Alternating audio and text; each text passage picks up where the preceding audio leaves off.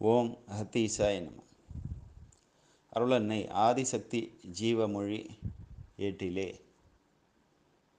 மகான் பரமானந்த சதாசிவ சத்குரு ஆறுமுக அரங்கமகா தேசிகர் அவர்கள் ஒளியாக இறங்கி ஜீவ வாக்காக வெளிப்படுத்திய ஜீவ ஏடு ஆசிய அறிவுரை உபதேச விளக்க நிலை நூலினை எடுத்து இயம்பியவர் ஆசான் அகத்தீசரின் கொத்தடிமை அருளன்னை ஆதிசக்தியின் அருளடிமை பரா வித்யாஸ்ரீ டாக்டர் எஸ் விஜயகுமார் ஓங்காரக்குடில் தொலைபேசி 8220627413. நூல் வாசிக்கப்பட்டது 26/5/2024 விடியற்காலை 2:05 மணிக்கு.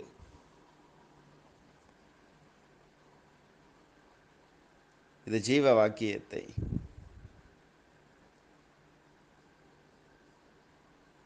வாசிப்பதற்கு மகன் ஆறுமுக அரங்கமகா தேசிகர் அவர்களே நூலாசான் ஆகிய என்னை கட்டளையிட்டு வாசிக்க பணிந்தார்கள்.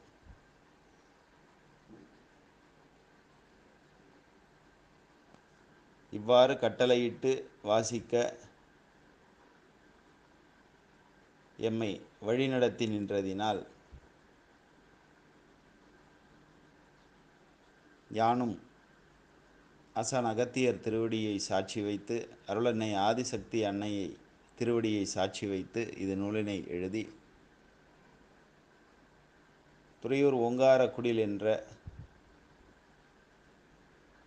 பிரணவ குடிலின் அருளாளர் அடியவர்களுக்கு மனதிலே உள்ள சூட்சும குறிப்புகளுக்கு விளக்கமாகவும்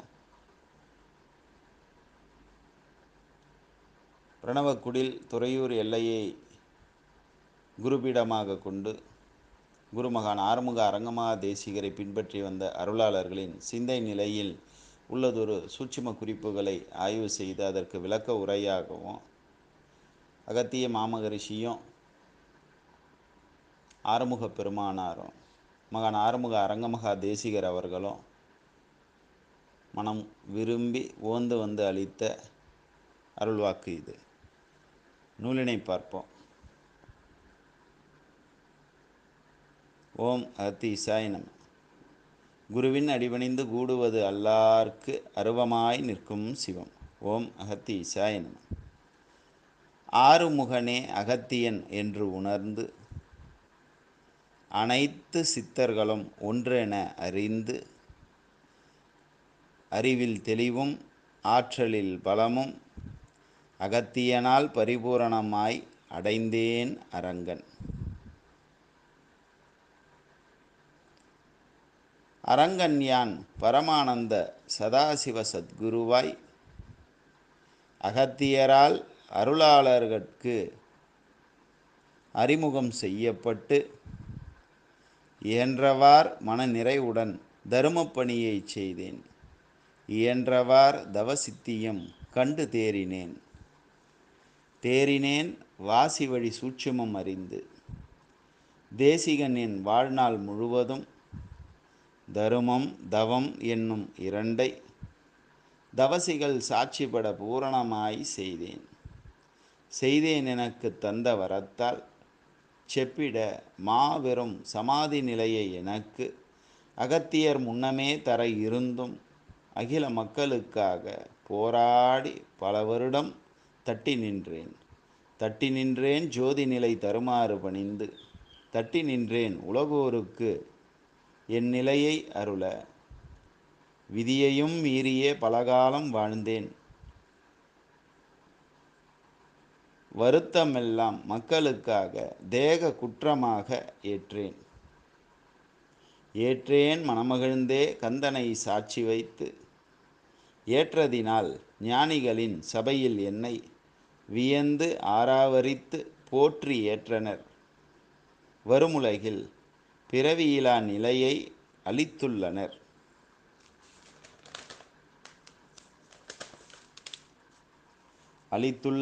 என் தருமத்தை ஏற்று அளித்துள்ளனர் என் தவத்தை ஏற்று என் கடுமையான தவ பயிற்சியால் என் தேகம் விந்துவற்றி லகுவானது. லகுவானதினால் எலும்புகளுக்கு பலமற்று போனது.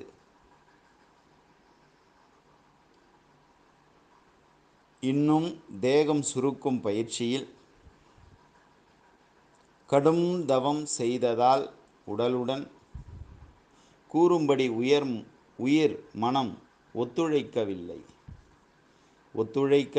சூட்சமம் இதுவே என்பேன்.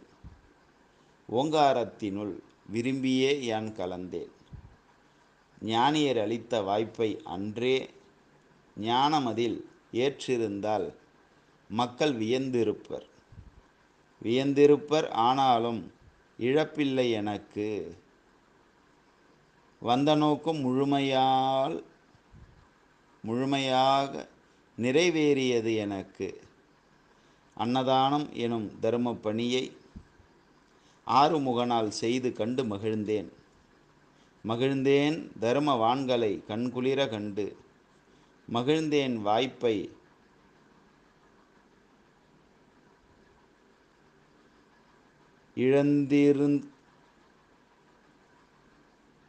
இழந்ததற்கும் மகா சமாதினால் மக்கள்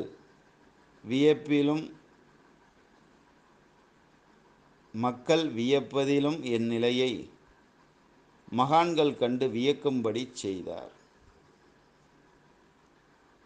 செய்தார் ஆறுமுகனாரும் அகத்தியரும் உலகில். செப்பிட பல சூட்சுமம் வெளிப்படையாய் சொல்ல அனுமதி இல்லை இது நூல் வழி. ஆறுமுகனார் ஜோதியில் தவசியானேன் ஆசிமுற்றே சுபம். ஓம் சிவாய அகத்தீசாய நம. நூலுக்கான விளக்கத்தையும் பாமரர் புரியும் வண்ணம் அறிந்து கொள்வோம். மகான் ஆறுமுக அரங்கமகா தேசிகர் அவர்கள் பரிபூரண தவசித்தி கண்டு மகானாக வாழ்ந்த காலத்தில் பாமரரும் புரிந்து கொள்ள எளிமையான வார்த்தைகளால் உபதேசித்து மகிழ்ந்தார். அவர் வழிதனில் இதன் விளக்கத்தை எடுத்து இயம்புவோம். ஓம் அகத்தீசாய நம. ஆறுமுகனே அகத்தியன் என்று உணர்ந்து அனைத்து சித்தர்களும் ஒன்றென அறிந்து அறிவில் தெளிவும் ஆற்றலில் பலமும் அகத்தியனால் பரிபூரணமாய் அடைந்தேன் அரங்கன். மகன் ஆறுமுக அரங்கமகா தேசிகர் இந்த பாடல்ல ஆறுமுகனே அகத்தியன் என்று நான் உணர்ந்தேன், அனைத்து சித்தர்களும் ஒன்றென அறிந்தேன் அப்படின்னு சொல்றார். அறிவில் தெளிவும் ஆற்றலில் பலமும் அகத்தியரால் பரிபூரணமாக யான் அடைந்தேன் அப்படின்ட்டே தெளிவாக சொல்லிடுறார். அரங்கன் யான் பரமானந்த சதாசிவ சத்குருவாய் அகத்தியரால் அருளாளர்களுக்கு அறிமுகம் செய்யப்பட்டு இயன்றவார் மன நிறைவுடன் தர்ம பணியை செய்தேன், இயன்றவார் தவசித்தியம் கண்டு தேறினேன் அப்படின்னு 2வது பாடலில் சொல்கிறார். அரங்கனாகிய யான் பரமானந்த சதாசிவ சத்குரு அப்படின்னு எனக்கு நானே பேர் சுட்டி கொள்ளவில்லை, அகத்தியரால் அருளாளர்களுக்கு அறிமுகம் செய்யப்பட்டேன் அப்படின்ட்டு சொல்கிறார். என்னால் இயன்றவாறு மனநிறைவோடு தர்ம பணியை யான் செய்தேன் அப்படின்றார். எவ்வளோ அடக்கம் பாருங்க. அவர் செய்த தர்ம பணியை இது காலம் வரைக்கும் யாருமே செய்து நானுன்னு இல்லை யாருமே பார்த்துருக்க மாட்டாங்க. என்றவார் மனநிறைவோடு தர்ம பணியை நான் செய்தேன்றார். அன்னதான பணியை இயன்றவார் தவசித்தியை நான் கண்டுட்டேன் அப்படின்னு சொல்கிறார். கனிந்த சொற்கள் தன்னடக்க சொற்களை அவர் கையாளுகிறார். தேறினேன் வாசி வழி சூட்சமம் அறிந்து தேசிகனின் வாழ்நாள் முழுவதும் தர்மம் தவம் எனும் 2 தவசிகள் சாட்சிப்பட பூரணமாய் செய்தேன். வாசியினுடைய சூட்சுமத்தை நான் அறிஞ்சிட்டேன். என் வாழ்நாள் முழுவதும் தர்மம் செய்வது தவம் செய்வது இந்த 2 மட்டும் எல்லா தவசிகளையும் சித்தர்கள் யோகிகள் ஞானிகள் ரிஷிமார்களை சாட்சிப்பட வைத்து பூரணமாக அதை செய்து வந்தேன். எனக்கு தந்த வரத்தால் செப்பிட மாபெரும் சமாதி நிலையை எனக்கு அகத்தியர் முன்னமே தர இருந்தும் அகில மக்களுக்காக போராடி பல வருடம் தட்டி நின்றேன். எனக்கு அது வரமாக தந்திருந்தாங்க, அதை செய்தேன். வாய்ப்பாக தந்திருந்தாங்க, செய்தேன். மாபெரும் சமாதி நிலை எனக்கு அகத்தியர் முன்னமே தர இருந்தார். ஆனால் உலக மக்களுக்காக அகத்தியரிடம் சண்டையிட்டு போராடி பல வருடம் அந்த சமாதி நிலையை அடையாமல் தடை செய்து கொண்டு நானே விரும்பி தட்டி நின்று வாழ்ந்தேன். எதுக்காகன்னா, உலக மக்கள் மேன்மை அடைய வேண்டி நான் விரும்பித்தான் இந்த சமாதி நிலையை கூட பொருட்படுத்தாமல் நான் சேவை செய்வதற்கு வந்தேன், தர்மம் செய்வதற்கு நின்றேன். தட்டி நின்றேன் ஜோதி நிலை தருமாறு பணிந்து, தட்டி நின்றேன் உலகோருக்கு என் நிலையை அருள, விதியையும் மீறியே பலகாலம் வாழ்ந்தேன், வருத்தமெல்லாம் மக்களுக்காக தேக குற்றமாக ஏற்றேன். வள்ளல் பெருமான் அடைந்த அந்த ஜோதி நிலை தருமாறு பணிந்து கேட்டேன். மேலும் இப்போ நான் அடைஞ்சிருக்கிற இந்த நிலையையாவது என் வழி வருகின்ற மக்களுக்கு தாருங்கள், ஜீவசமாதி நிலைக்கு வந்துடு உட்காந்துருன்னு அவங்க சொன்ன அந்த நேரத்தில் இப்படியாவது ஒரு வாய்ப்பை கொடுங்க, அதற்காக எனக்கு சில வழிமுறையை காட்டி கொடுங்க அப்படின்னு நான் கேட்கும்போது, விதி அமைப்பு அப்படி இல்லை என்றாலும் அந்த விதியை மீறி அகத்தியரிடம் நான் போராடி தான் இவ்வளவு காலங்கள் வாழ்ந்து உபதேசித்தேன். அருள் வழி வந்த அருளாளர்களுக்கு வருத்தங்கள் பல எனக்கு வந்தது. அது எப்படின்னாக்கா, மக்களுக்காக நான் வேண்டி வணங்கி கேட்டதுனால தேக குற்றமாக எனக்கு வந்துச்சு. அது தேகத்தை தான் வாட்டிச்சு வதச்சிச்சு. என் கர்மா எதுவும் இல்லை, முழுமையாக ஜீரோ பேலன்ஸ் பண்ணியாச்சு. ஆனால் மக்களுக்காக எனக்கு கொடுத்த வாய்ப்பை கூட வேண்டான்னு சொல்லிட்டு விதியை மீறி நான் உடல் உயிர் மனம் என்ற இது அமைப்பு நிலையோடு வாழ்ந்து இன்னும் பணி செய்யணும், தர்மம் செய்யணும், சேவை செய்யணும், இன்னும் பல ஞானிகளை உருவாக்கணும் அப்படின்ற முயற்சியில் நான் இறங்கிய போது, மக்களுக்காக நான் இறங்கி தவம் செய்ததுனால பலருடைய இந்த கர்ம வினைகள் எனக்கு தேக குற்றமாக வந்தது.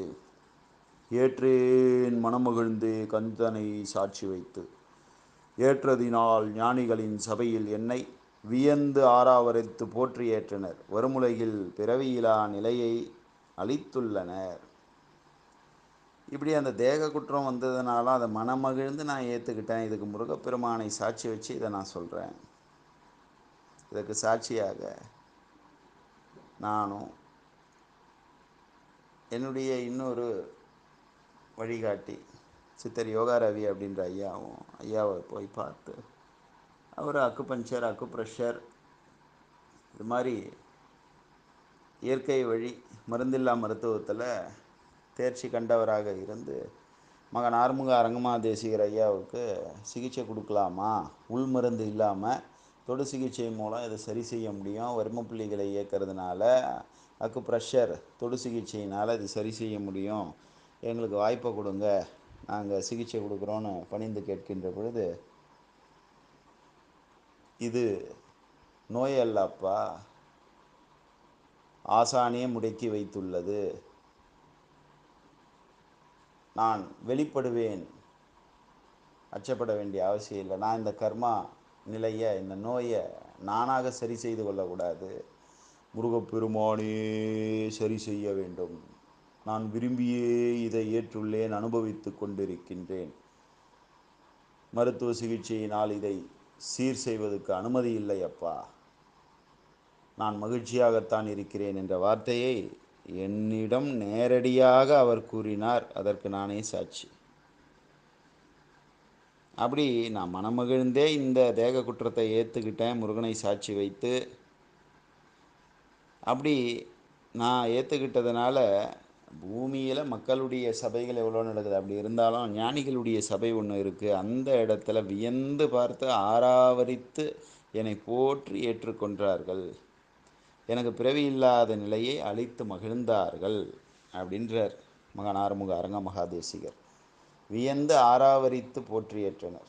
ஏன்னா ஞானிகள் எல்லோரும் தேகம் கற்பமாகணும், ஒளி தேகம் அடையணும், ஞான தேகம் அடையணும், மக்களுக்கு சாட்சியாக ஜீவ சமாதி நிலை அப்படின்றதுக்கு சாட்சியாக நிரூபித்து காட்டிட்டு போகணும் அப்படின்ற அந்த உயர்ந்த நோக்கத்துக்கு எந்த தடை வந்தாலும் அதற்கு இசைவுபடாமல் அந்த தடையை ஒடித்தெறிந்து விட்டு மேல் நோக்கி செல்வார்கள். ஆனால் மகன் ஆறுமுக அரங்கமகா தேசிகர் உனக்கு ஜீவ சமாதி தரம்பா, இப்பயே வந்திருப்பான்னு கூப்பிட்டு கூட போராடி வாழ்ந்து மகா சமாதி நிலையை அவர் அடைந்ததோடு மட்டுமல்லாமல் மக்கள்கிட்ட சபையில் அவர் என்ன நிலைத்தன்மையில் அவருடைய சிந்தனை நிலையில் இருக்கிறாரோ அதை பற்றி தெரியல. ஆனால் ஞானிகளினுடைய சபையில் ஞானிகளே மகான் ஆறுமுக அரங்கமகா தேசிகரினுடைய வாழ்நாள் நிலையை கண்டு, அவர் வாழ்ந்த தர்ம நிலையை கண்டு, செய்த தவத்தின் நிலையை கண்டு வியந்து ஆராவரித்து போற்றி ஏற்றுக்கொண்டார்கள். சமாதியான நாளன்று பிறவா நிலையை அவர் கழித்திருக்கிறார்கள். இனி மகன் ஆறுமுக அரங்கமகா தேசிகர் மறுபிறவி கொள்வாரா அப்படின்னாக்கா இல்லை, பிறவாத நிலையை அழித்து மகிழ்ந்து விட்டார்கள். யாரோ ஒரு அன்பர் ஜீவசமாதி ஐக்கிய நாள் அப்படின்ட்டு மகன் ஆறுமுக அரங்கமகா தேசிகருக்கு அங்கே குடியில் செய்த அந்த நாளில் எங்கிட்ட பார்த்து, ஐயா எதுனா ஸ்டூடியோவில் பேசுனாங்களா, சொன்னாங்களா, மறுபிறப்பு எதுனா உண்டா ஐயாவுக்கு, மீண்டும் எங்கே பிறப்பாங்க, அது மாதிரி குறிப்புகளை சொல்லுங்கன்னு அவங்க கேட்குறாங்க. அது மாதிரி இந்த ஆத்மாக்கள் தொடர்பு கொண்டதுனால இந்த வாக்கியத்தை அவங்க சொல்லி இருக்கலாம். என்ன இப்போ சூட்சும சூழ்நிலைகள் அப்படின்ட்டு வெளிப்படுத்தி இருக்கலாம். நான் அவ்வாறு தான் கருதுகிறேன்.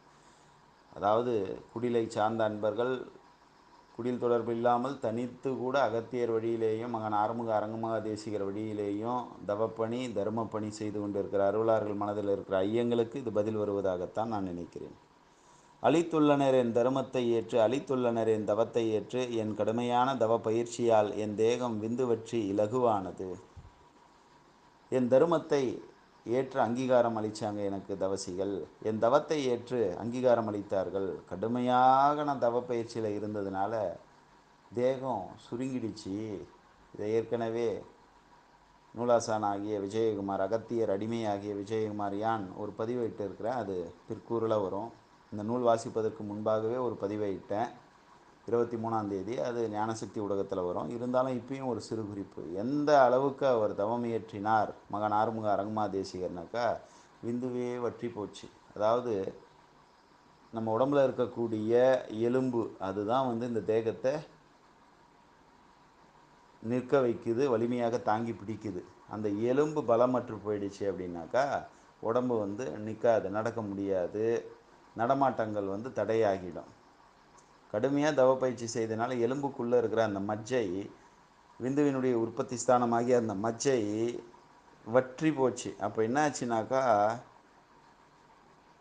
ஒரு பைப்பு வெளியிருந்து பார்க்குறதுக்கு சாலிடு மாதிரி தெரியும், ஆனால் உள்ள ஒன்றுமே இருக்காது, ஹாலோ சிலிண்டராக இருக்கும் இல்லையா, அது மாதிரி எலும்புக்குள்ளே விந்து வற்றி போச்சு. அதே நேரத்தில் எலும்பு மஜ்ஜை இல்லாமல் போயிடுச்சு. அப்போது உடம்பு லகுவாயிடுச்சு. அந்த உடம்பை தூக்கி சுமக்கிற அளவுக்கு எலும்புக்கு பலம் இல்லாத போச்சு. அதனால தான் அவங்க நடமாட்டங்களை சுருக்கிக்கிட்டாங்க. லகுவானதனால் எலும்புகளுக்கு பலமற்று போனது. இன்னும்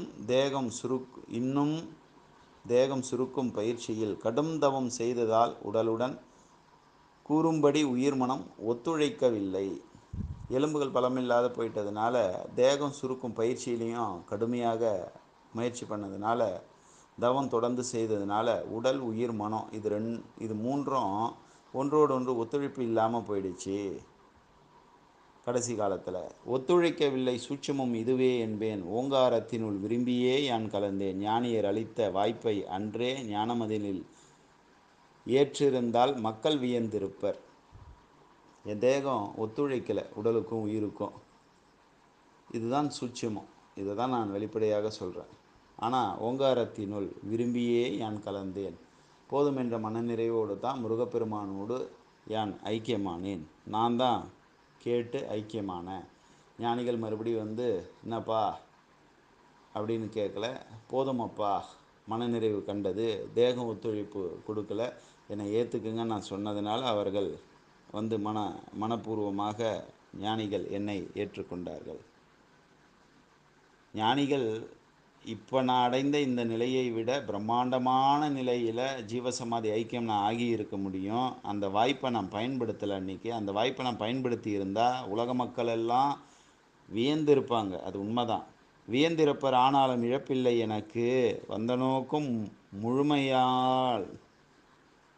முழுமையாக நிறைவேறியது எனக்கு, அன்னதானம் எனும் தர்ம பணியை ஆறுமுகனால் செய்து கண்டு மகிழ்ந்தேன். மக்கள் எல்லோரும் வியந்திருப்பர். ஆனால் இப்போ நான் இது மாதிரி ஒரு மகாசமாதி நிலையை அடைந்து பிறவா நிலையை அடைந்ததுனால எனக்கு எதுனா இழப்பா அப்படின்னாக்கா எனக்கு ஒன்றும் கிடையாது. தேகத்தை நாங்கள் பொருட்படுத்துறதே இல்லை. வந்த நோக்கம் முழுமையாக எனக்கு நிறைவாயிடுச்சு. எனக்கு 2025 அதற்கு ஒரு வாய்ப்பெல்லாம் கொடுத்தாங்க. ஜீவசமாதி ஐக்கிய நிலைக்கு எத்தனை வருடம் நான் விதியை மீறி வாழ்ந்திருக்கிறேன் அப்படின்னு பாருங்கள். அப்போது என்ன ஒரு அருள்நிலை முருகப்பெருமானால் இயக்கத்திற்கு வந்திருக்கிறது அப்படின்னு எல்லோரும் புரிஞ்சுக்கணும்.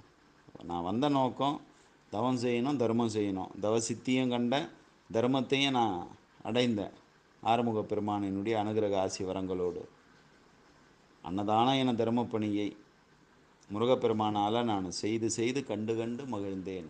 நான் பிற தவம் செய்வதை விட அன்னதானம் செய்வதை பார்த்தால் நான் மனமகிழ்வேன். என் தொண்டர்கள் எல்லோரும், அகத்தியரினுடைய சீடர்கள் எல்லோரும், முருகப்பெருமானின் பக்தர்கள் எல்லோரும் தர்ம பணியை செய்வதை பார்த்து நான் மகிழ்ந்தேன். பரவாயில்லப்பா, நமக்கு பிறகு அன்னதான பணி தொடர்ந்து நடக்கும் அப்படின்ற அந்த மன மகிழ்ச்சி எனக்கு தவத்தில் கண்ட சித்தி நிலையை விட பூரணம் திருப்தியை தந்தது.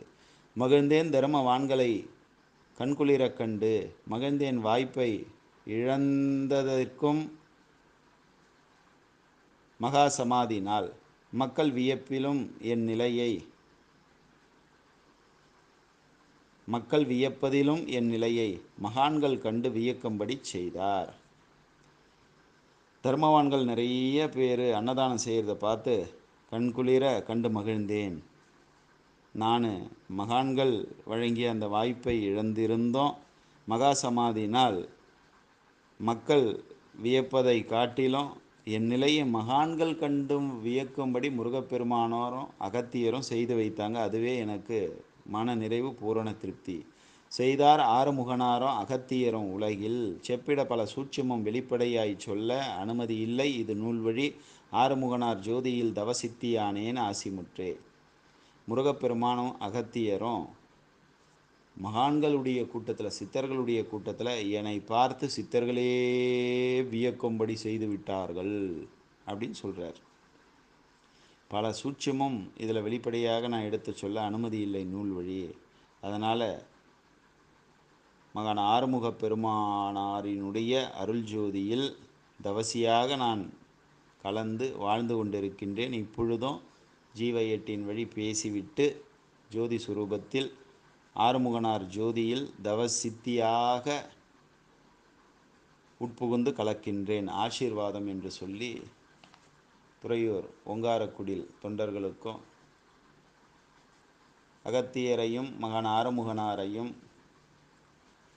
கலியுகத்தில் குருவாக மகான் ஆறுமுக அரங்கமகா தேசிகர் அவர்களையும் பின்பற்றி வந்த தொண்டர்களுக்கு மகான் ஆறுமுக அரங்கமகா தேசிகர் ஜீவ வாக்காக பேசி இந்த ஜீவமொழி ஆசினூல் ஓரத்தை நிறைவு செய்து கொள்கிறார்கள். சுபம்.